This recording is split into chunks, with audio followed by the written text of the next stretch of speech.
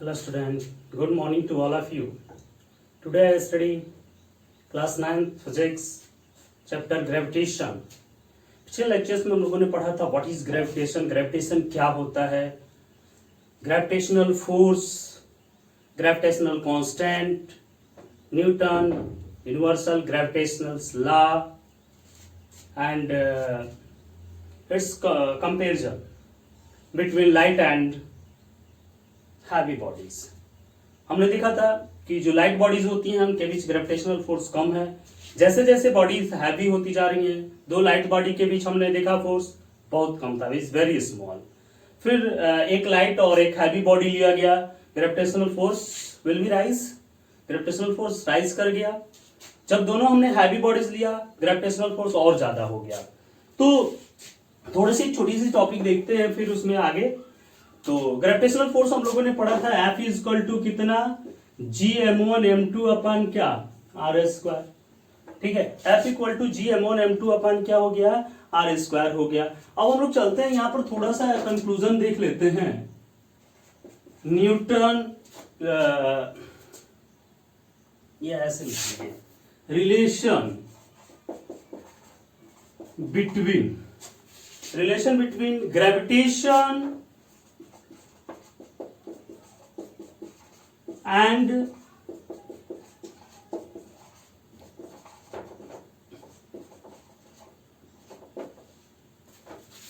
Relation between gravitation and Newton third law. Gravitation और Newton third law के बीच हम लोगों को क्या करना है, रिलेशन देखना है.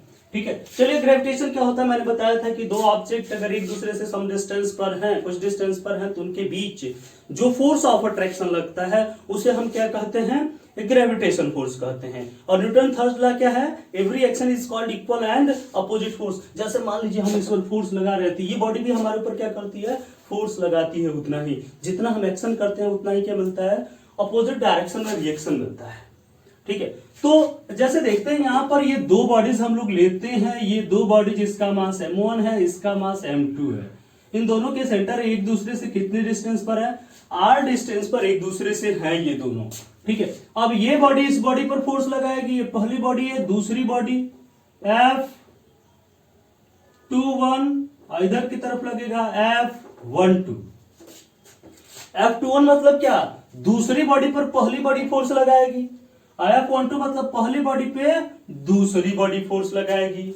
ठीक है, F12 equal to force on one due to two और F21 equal to force on two due to one. ठीक है, तो दोनों एक दूसरे पर क्या करते हैं, एक दूसरे का अट्रैक्शन फोर्स से अट्रैक्ट करते हैं. आप लोग सोचेंगे यार ये तो अर्थ, जैसे ये बॉडी है, अर्थ इसको अपने तरफ अट्रैक्ट कर रही है और ये भी अर्थ को. तो हम कह रहे हैं कि दोनों बॉडीज, दोनों फोर्स क्या होते हैं, सेम एक ही फोर्स से दोनों एक दूसरे का अट्रैक्ट करते हैं. फिर भी ये अर्थ की तरफ जाता है, अर्थ इसके तरफ नहीं आती. तो इट इज आखिर ऐसा क्यों होता है, that is huge mass of earth. Earth का मास क्या होता है, इसके कंपैरिजन में बहुत बड़ा है, 10 to the power 24 times, 6 into 10 to the power 24 times 24. ठीक है, तो ये चीजें यहां पर ये फोर्स हुई. अब यहां से अगर हम देखते हैं, आप खुद ही देखें, force F equal to mass into acceleration होता है, तो A equal to F upon क्या होगा, M होगा. यहां से भी प्रूव करके आप देखिए, A इक्वल टू F अपान है. चलिए फोर्स तो कांस्टेंट है, यूनिवर्सल ग्रेविटेशनल फोर्स कांस्टेंट हो गया यहाँ पे, क्योंकि वही दो बॉडीज तो हैं. ठीक है, तो मास जिस बॉडी का अधिक होगा, मास से डिवाइड करने पर जिस बॉडी का मास अधिक होगा उसके लिए एक्सेलरेशन कम होगा, जिसका मास अधिक होगा उसके लिए एक्सेलरेशन ज्यादा होगा. तो फिर ये क्या होगा कि कम और ज्यादा दो चीजें हो गई, एक्सेलरेशन चेंज हो गया कि नहीं हो गया. इसलिए ये इसके तरफ खींचा आता है, ये इसके तरफ नहीं जाती है, क्योंकि हैवी बॉडीज के लिए एक्सेलरेशन कम होता है, वो उधर की तरफ जाएगी. आप देखिए, मान लीजिए 10 न्यूटन का फोर्स है, इसमें 6 into 10 के पावर 24 से डिवाइड करिए ना, कोई मतलब रह गया क्या, बहुत ही स्मॉल फोर्स आएगा.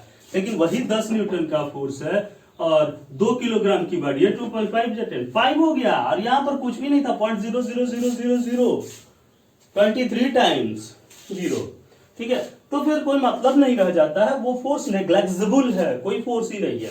ठीक है, तो ये देखिए, ये फोर्स इधर की तरफ लग रहा है, ये फोर्स इधर की तरफ लग रहा है. इसका मतलब क्या, F21 equal to minus 1 2 proof नहीं कर रहे हैं, प्रूफ ये आपको बताया जाएगा, ठीक है, 11th में, ठीक।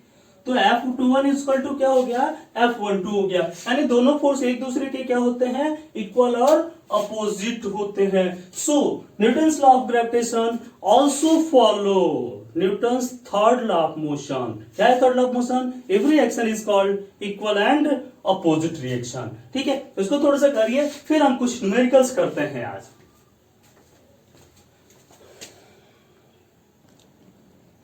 चलिए तो कुछ न्यूमेरिकल्स करते हैं।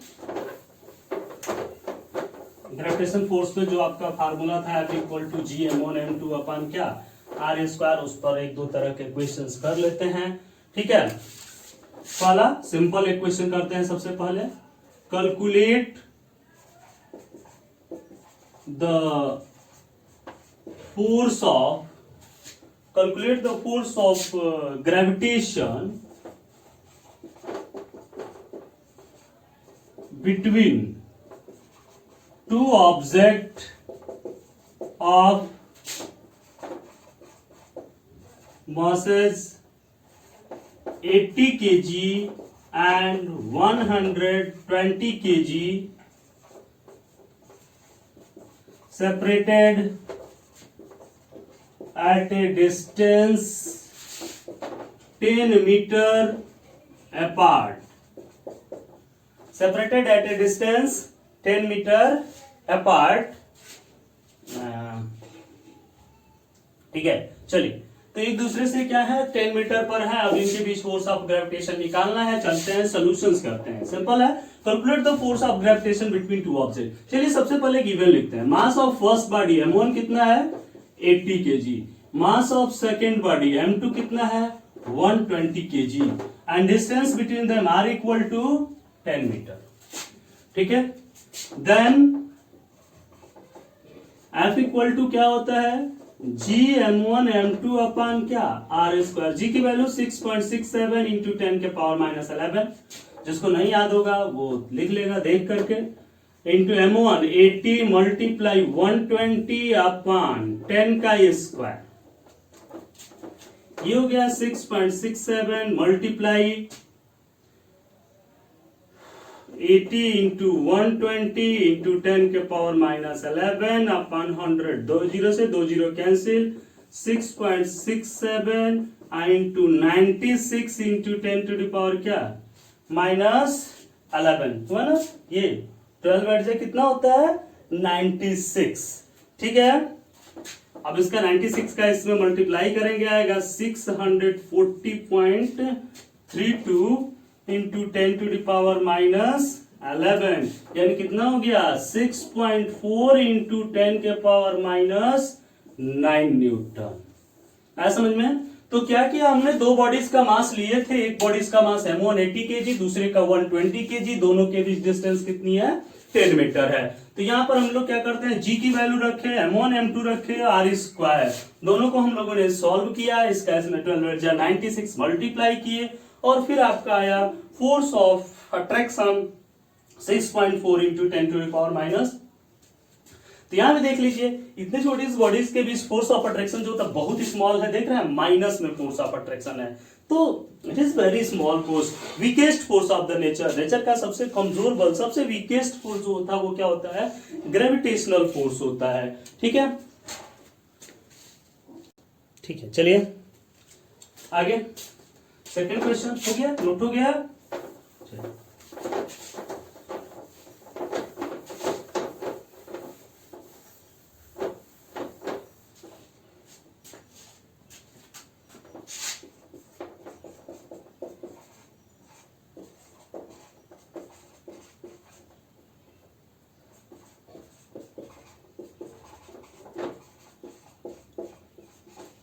If the distance between two masses increase by is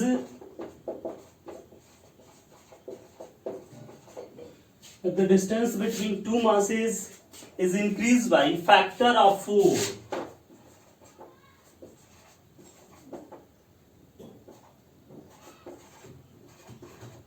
ठीक है। क्या कर रहा है, distance between two masses increase by factor by 4, by what factor, by what factor would the mass of one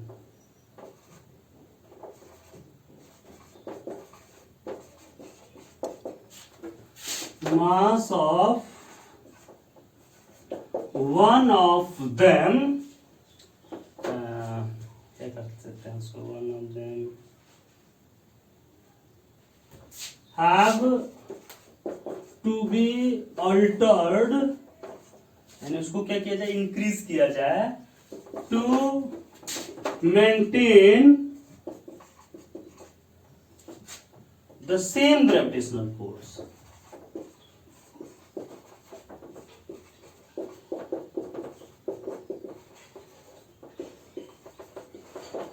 ठीक है, क्या कह रहा है, if the distance between two masses is increase by factor of 4, by what factor would the mass of one of them have to be altered to maintain the same gravitational force? यानी अगर दो masses के बीच की distance को 4 times कर दिया जाए, distance को 4 टाइम्स कर दिया जाए, तो उसमें से एक के मास को, वन ऑफ देम कर रहा है, एक के मास को कितना चेंजिंग किया जाए कि ग्रेविटेशनल फोर्स क्या रहे, सेम रहे, ग्रेविटेशनल फोर्स चेंज न हो। तो चलिए सॉल्यूशन इसका करते हैं, इसका सॉल्यूशन करते हैं। देखिए ये दो बॉडीज हैं जिनके मास m1 और क्या है, m2 है, और एक दूसरे से कितने डिस्टेंस पर है भाई, r डिस्टेंस पर है। तो ग्रेविटेशनल फोर्स कितना हो जाएगा, gravitational force F equal to G m1 m2 अपन क्या r स्क्वायर हुआ, इक्वेशन नंबर क्या 1। ये पहला इक्वेशन हुआ, F equal to G m1 m2 अपन क्या हो गया, r स्क्वायर। ये ग्रेविटेशनल फोर्स हो गया। अब क्या कर रहा है, distance between them 4 times and let mass of first